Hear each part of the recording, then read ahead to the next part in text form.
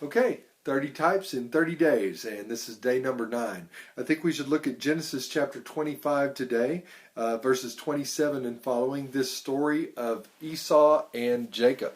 Esau and Jacob have now been born in the exact previous story, and now we're getting to see how they interact with each other now that they're growing up and getting older and that kind of thing.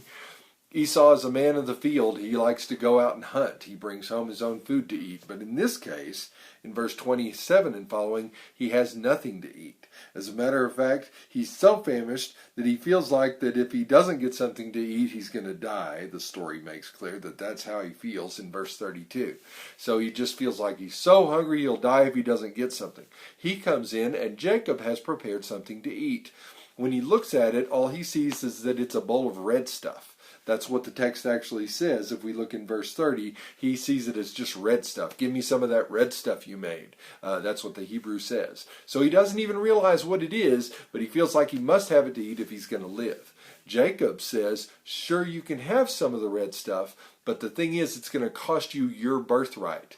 That which you get for being the older brother, I will actually receive. You're going to have to give that to me, but I can sustain your life with what I've made. Esau says, what does it matter to me if I die? I've got to eat anyway. And so he gives over his birthright. The text tells us he despised his birthright that day by giving it over to Isaac. But nevertheless, the deal has been made. What was rightfully his for being the older brother now belongs to the younger brother, and the payment, if you will, the trade was made for red stuff and bread that was prepared by the younger brother, which is exactly what the text tells us, that he gave him red stuff and bread in verse 34. This lentil stew, actually, and bread, the red stuff, that's what Esau received. And therein we have the picture of Christ, if you can see it. The one who comes, who's famished, who feels dead, feels like he'll die if he doesn't eat, must be sustained. And there is a way for him to be sustained.